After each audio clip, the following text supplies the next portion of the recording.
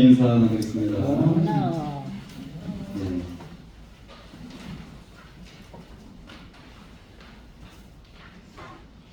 네. 우리가 부활의 주님을 만나고 우리가 새로운 삶이 될 수 있기를 소원합니다. 네. 어떤 할머니가 뒤늦게 교회를 다니기 시작을 했어요. 교회를 다니기 시작했는데 또 아주 열심으로 교회를 다니기 시작했죠. 주일 예배, 수요 기도에 물론 이 새벽 기도까지도 나오시는 거예요. 그리고 이제 부흥 집회도 하게 되는데, 근데 이 상황에도 부흥 집회가 굉장히 은혜롭게 진행이 되었음에도 불구하고 부흥 집회를 끝나고 할머니가 나오시지 않는 거예요. 그래서 목사님이 너무 궁금해가지고 할머니 댁을 찾아갔어요.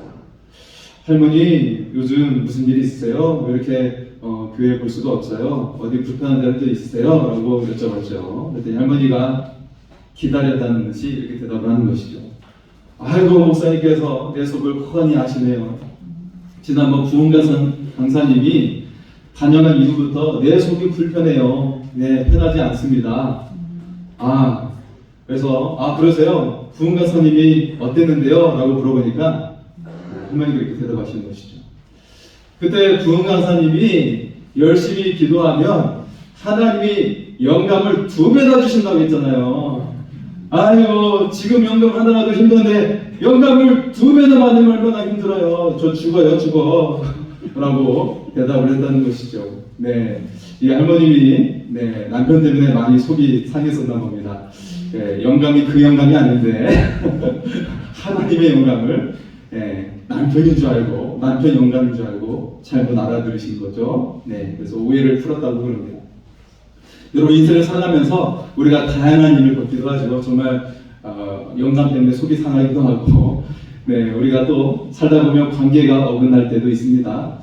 직업을 또 어려운 일을 당할 때도 있고, 또 열정을 쏟았던 일이 실패할 때도 있어요.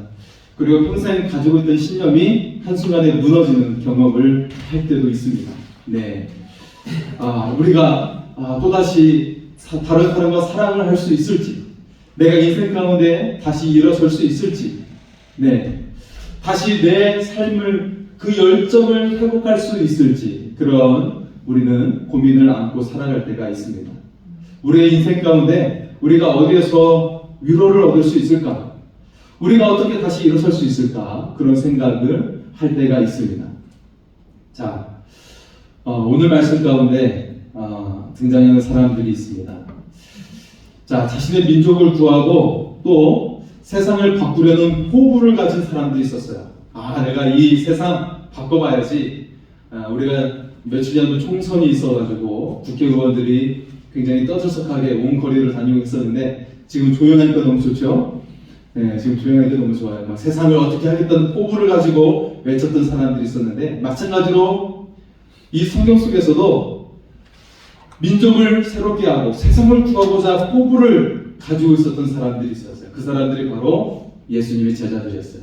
네, 그들은 하나같이 조국을 구하고 이 세상을 좀 더 나은 세상으로 만들려고 하는 야심을 가지고 있었던 사람들입니다.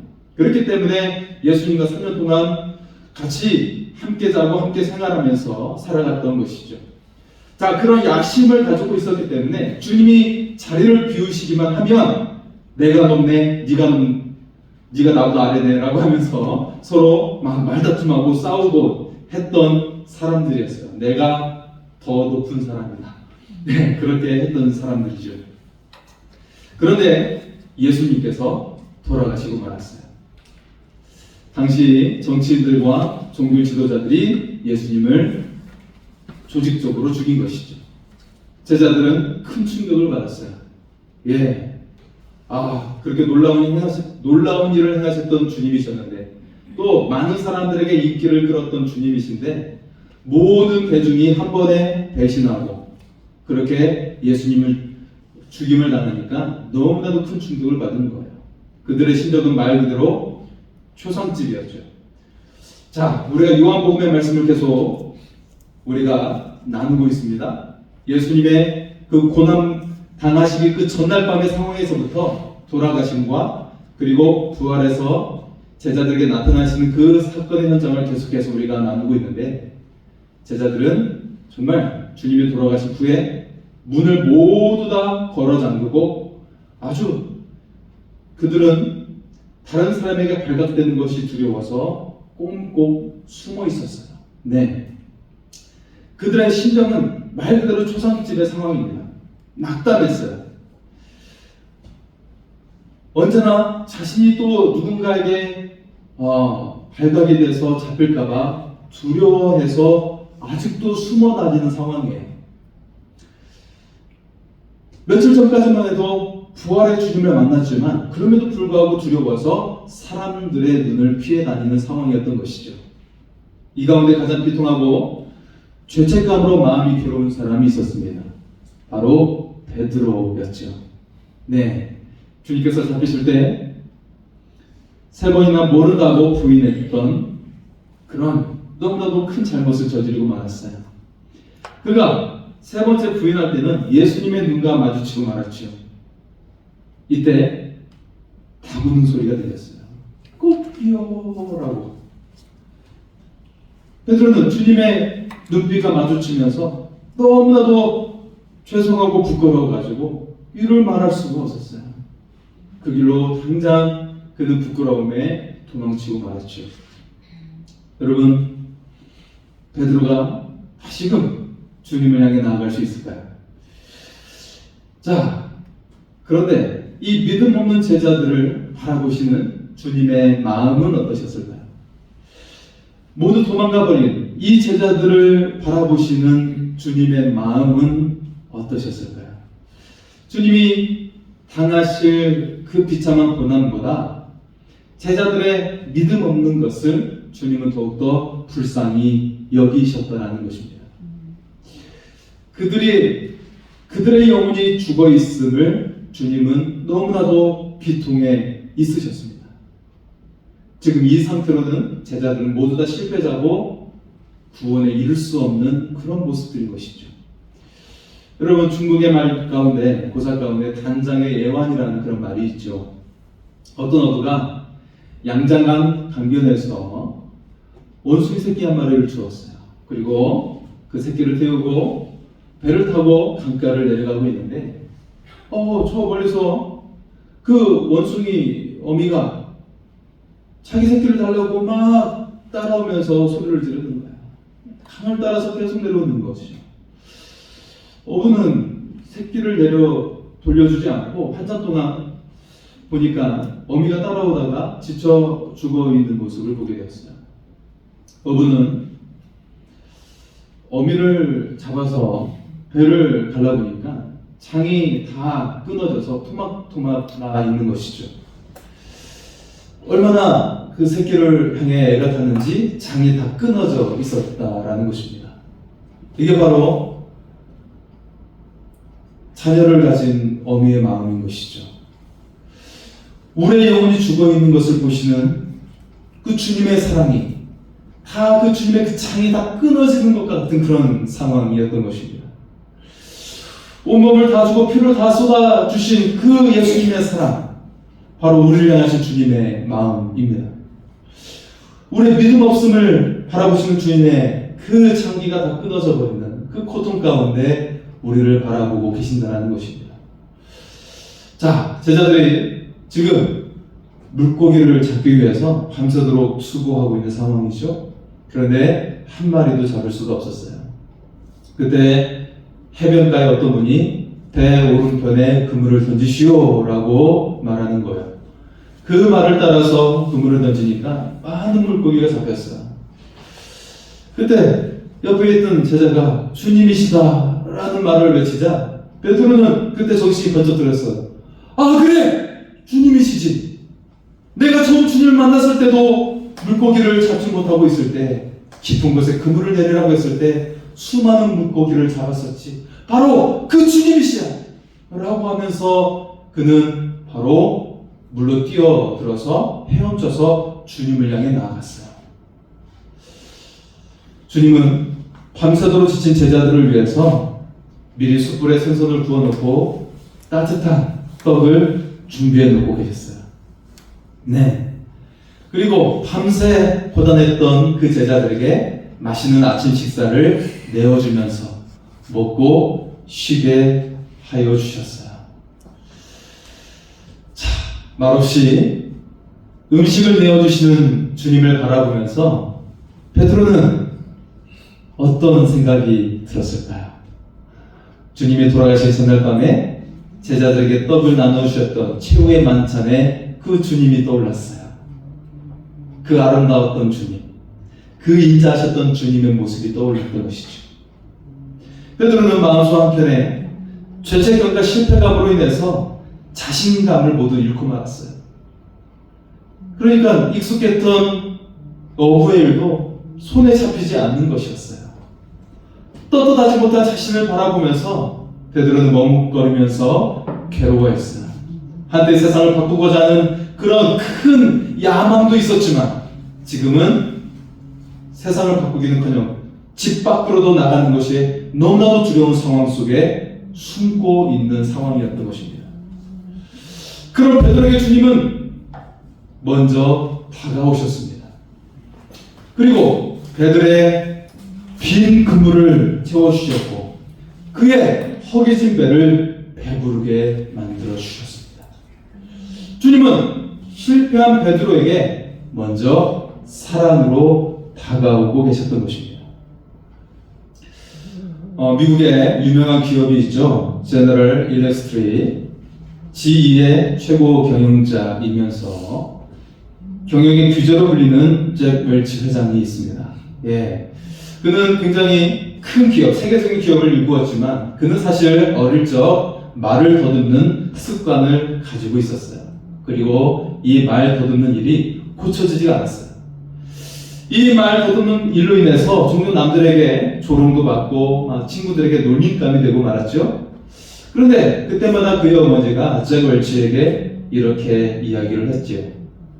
그건 네가 너무나도 똑똑하기 때문이지. 어느 누구도 어떤 누구의 혀도 너의 똑똑한 머리를 따라갈 수 없을 거야. 어머니의 격려는 잭 웰치에게 큰 도움이 되었어요.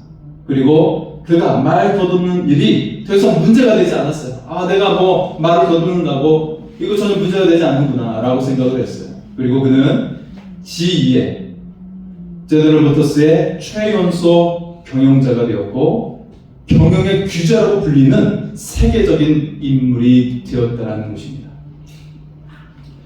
주님은 베드로의 실수를 지적하지 않으셨어요. 네가 나를 부인했지? 나 다 세봤어 라고 말을 하신 적이 없으세요. 다만 그의 그물과 허기진 배를 채워주시고 계셨다는 것입니다. 지치고 낙심한 베드로에게 힘을 주고 계셨어요.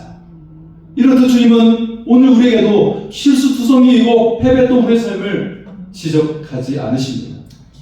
다만 우리를 위로하시고 채워주시고 우리의 갈증을 해결해 주십니다.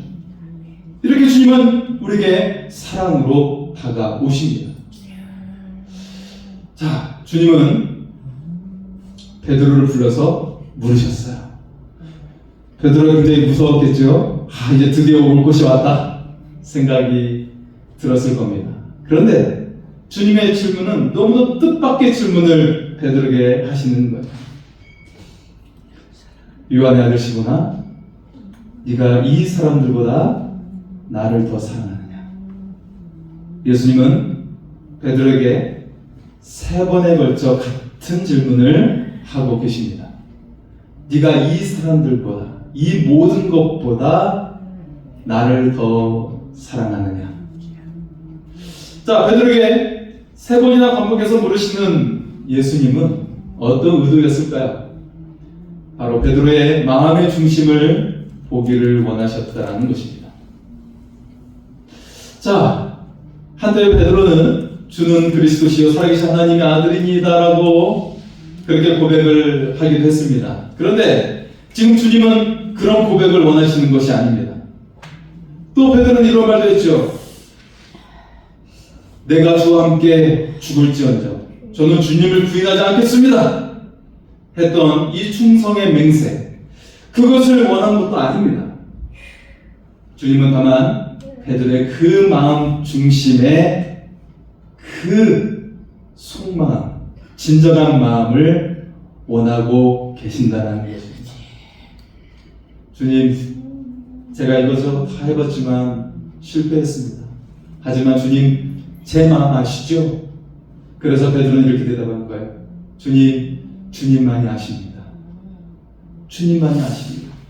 내가 이렇게 실패하고 보잘것없지만 제 마음 중심은 변함없이 주님을 사랑한다는 걸 주님만이 아십니다.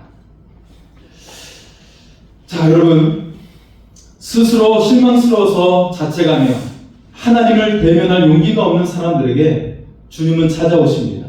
그리고 물으십니다. 네가 이 사람들보다 나를 더 사랑하느냐? 여기 네가 의지하고 동거동락하는 이 사람들보다 나를 더 사랑하느냐?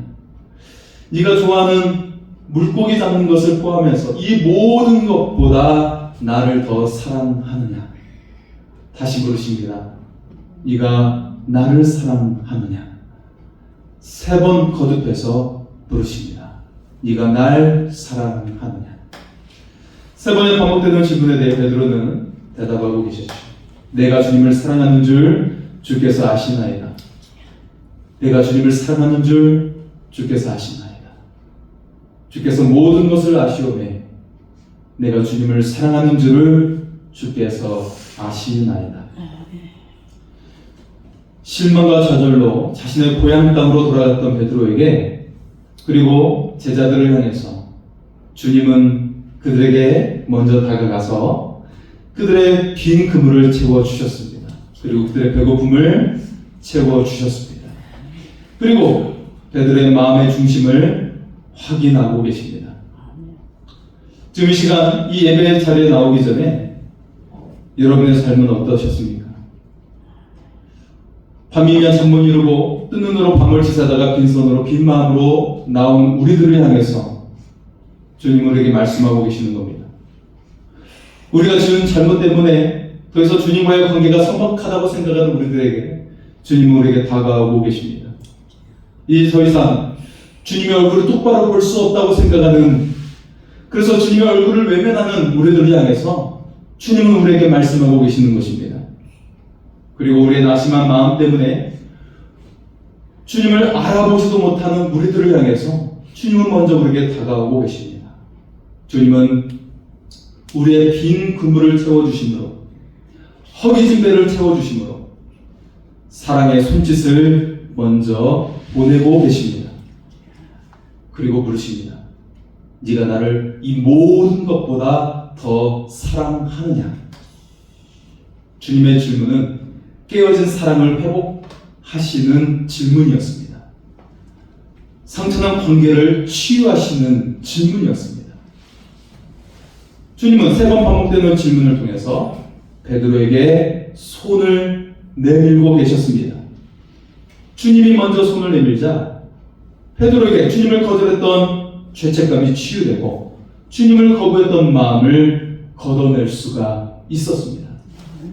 예수님은 사랑으로 베드로를 회복시켜 주시고 계셨습니다. 자, 여러분, 베드로의 이 3번의 질문은 베드로의 뒤로 숨겨둔 그 손을 찾아서 움켜쥐는 순간이었어요.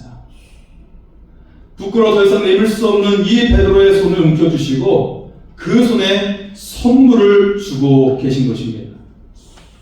베드로의 손에 목자의 지팡이를 그 손에 쥐어주고 계십니다. 베드로야, 내 양을 먹이라. 이제부터 목자로서 내가 감당했던 목자의 역할을 네가 감당하여라.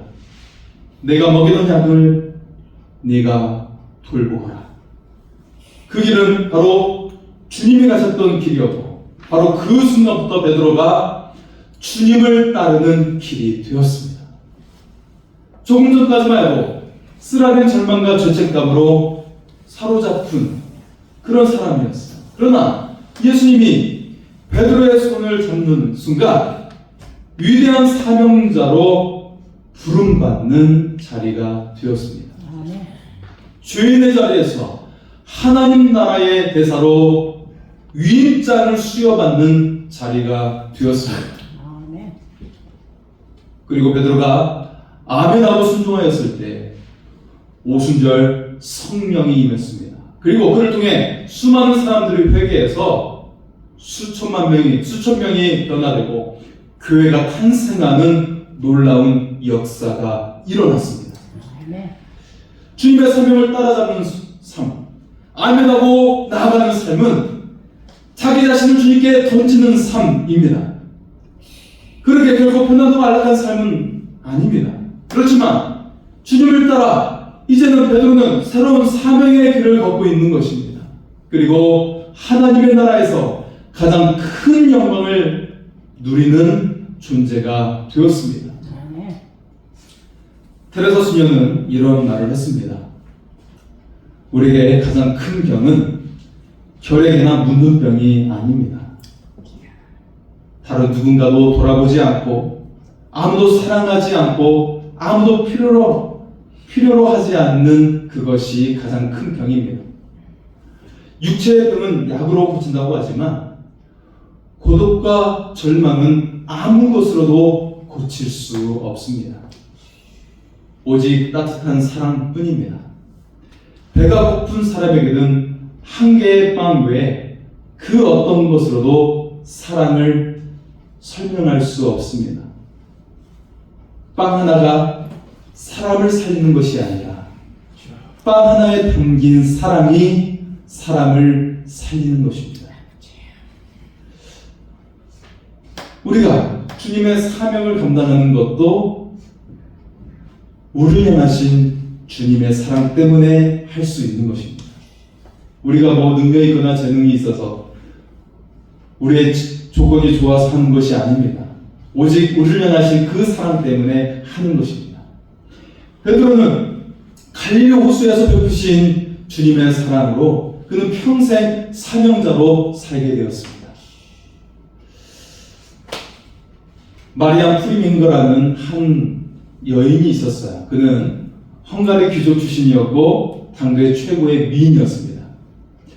자, 모든 악기를 연주하는 재능도 있었고 그녀는 비엔나에서 최고의 명성을 얻는 연극 배우가 되었습니다. 그녀는 그의 지위에 맞게 잘 나가는 의사와 결혼을 했어요. 많은 사람들이 부러워했죠. 아, 이제 돈도 잘 버는 그런 분과 결혼을 했으니 그의 신분도 존귀하기 때문에 행복하게 잘 살겠군요 라고 했어요. 그런데 얼마 가지 않아서 이혼을 하고 말았어요. 자, 그리고 그녀는 이제 허리우드의 영화 감독과 두 번째 결혼을 하게 되었어요. 이번에도 그 유명한 헐리우드 감독과 결혼했으니 정말 이제는 정말 행복하겠군요. 정말 최고의 가정이 되겠군요 라고 사람들이 부러워했어요. 그런데 또 얼마 가지 않아서 이혼을 하고 말았어요. 그런 그녀가 한 번은 어느 집회에 참석했다가 큰 은혜를 받게 됩니다. 주님의 은혜에 감사하고 감격한 그녀는 내가 어떻게 하면 이 하나님의 은혜를 갚을 수 있을까? 라고 생각을 했어요. 그러다가 슈바이처를 만나게 됩니다. 그리고 그를 따라서 아프리카로 가게 됩니다. 아프리카에서 흑인들의 병을 간호하고 그들을 돌보아 주었습니다. 그렇게 그녀는 20년을 살다가 세상을 떠나게 됩니다.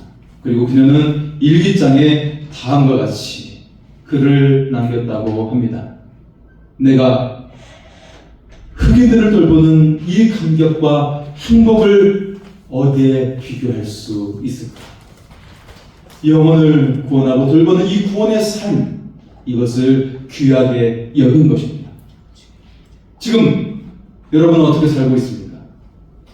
주님은 지금 여러분의 삶의 자리에 다가가 우리의 손을 잡고 계십니다. 그리고 주님은 여러분에게 내가 이 모든 것보다 나를 사랑하느냐라고 묻고 계십니다. 네가 날 사랑하느냐고 물으시면서 우리의 딱딱한 마음을 녹여주고 계십니다. 네가 날 사랑하느냐라고 물으시면서 우리를 치유하고 계십니다. 네가 날 사랑하느냐라고 물으시면서 우리를 세워주고 계십니다. 그리고 우리에게 하나님 나라의 대사로 세워주시면서 이 세상을 향해 보내고 계십니다. 주님의 능히 손을 붙잡고 주님을 따라 하늘의 영광이 담긴 사명을 감당하는 주님의 사람이 될 수 있기를 소원합니다. 이제 우리 찬양하며 나아가겠습니다. 우리 갈릴리 바닷가에서 같이 찬양하겠습니다.